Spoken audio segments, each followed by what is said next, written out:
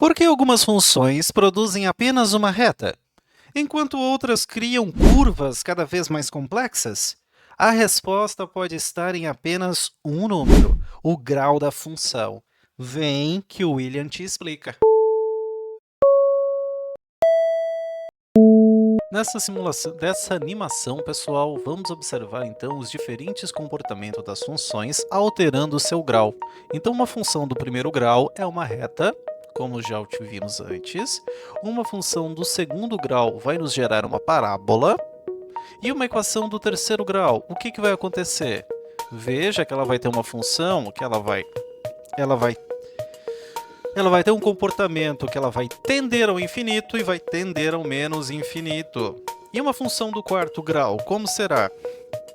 Ela também tem, veja que ela vai aumentando seus graus de liberdade ou a quantidade de vezes que ela pode mudar de direção. Com 4 graus, já tivemos duas ondas aí, né? Um vai e volta, um vai e volta. E agora com 5 graus. Veja, olha só, teve uma, duas, três, pelo menos, vamos ver aqui, 1, 2, 3, 4, pelo menos umas 4 formas de mudança de direção. E o que mudou, na verdade?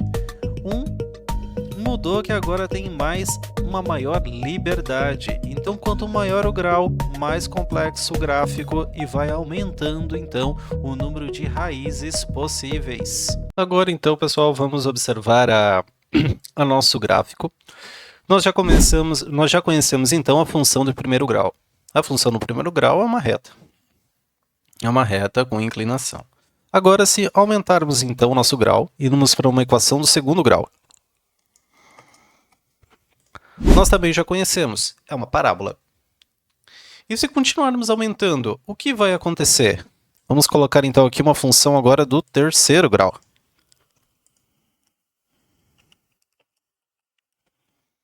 Olha só, temos então uma função do terceiro grau. Veja que ela como tem a metade de uma... Ela é um pouco diferente, né? Ela vai de um valor negativo, passa por zero e depois volta a subir. E agora uma função do quarto grau.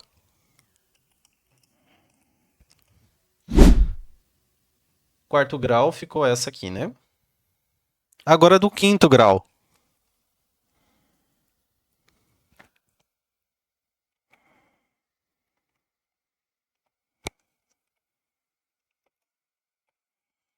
Pronto. O que é interessante nós observarmos aqui? Conforme vamos aumentando o grau, nós vamos tendo um gráfico diferente, uma curva diferente. Então, esse é o interessante de analisarmos aqui. Outra coisa pertinente que podemos avaliar é o quê? Existe um padrão. Um padrão, então, é quando temos um grau par e quando temos um grau ímpar. Então, o que nós vamos poder observar aqui? Veja que quando ela for grau par, as duas extremidades vão estar apontando para o mesmo lado. Quando for grau ímpar, as extremidades vão estar apontando para lados opostos. Vamos testar isso? Vamos então testar isso. Vamos botar aqui só as ímpares para ver então no início. 3, veja então, vamos botar agora 5, x elevado na 5. Veja então que elas começam no valor negativo, passam por zero e vão para uma extremidade positiva. Então elas invertem aqui quando temos o grau ímpar da nossa equação, nós temos então que as extremidades invertem o sinal. Agora, quando forem então positivas, o que vai acontecer? Positiva, vamos botar agora aqui um 4. E vamos botar aqui um 6, então, para a gente variar, né? Colocamos aqui um 6. Veja, então, que as extremidades elas não mudam de sinal. Elas começam num ponto máximo, vão até um ponto mínimo e retornam, né? Ou vão até um ponto máximo e depois retornam. Elas não trocam, né? Elas não vão de uma extremidade... O valor das extremidades dela não trocam de sinal. Continua fazendo a mesma trajetória. Então, vai de um ponto superior, vai até zero e volta a subir. Se fosse negativo, se fosse ímpar, ia até zero, depois continuava descendo. Uma particularidade aqui, então, dessas funções. Agora aqui no Wolfram, Vamos observar então o que podemos observar quando a gente colocar então uma função de terceiro grau. Ó, veja que temos aqui esse comportamento. E é isso que nós temos aqui. O que mais nós podemos ter aqui? Ele não tem mais o delta é igual a zero, né? Então não temos mais nenhum componente aqui. Então mostra o mesmo gráfico que temos antes.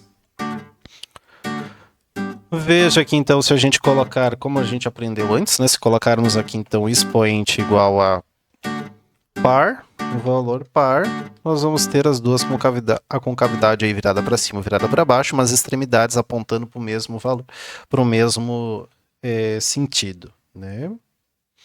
E se a gente tiver aqui ímpar, nós vamos ter tempo as extremidades apontando para lados opostos. Hoje descobrimos que o grau de uma função influencia diretamente o comportamento do gráfico.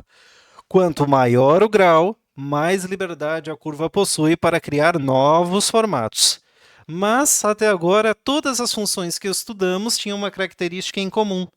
Elas eram contínuas, sem interrupções, sem barreiras. No próximo vídeo, vamos conhecer uma função muito diferente. Uma função que parece explodir quando se aproxima de um determinado ponto. Valeu! Até a próxima! Até, pessoal!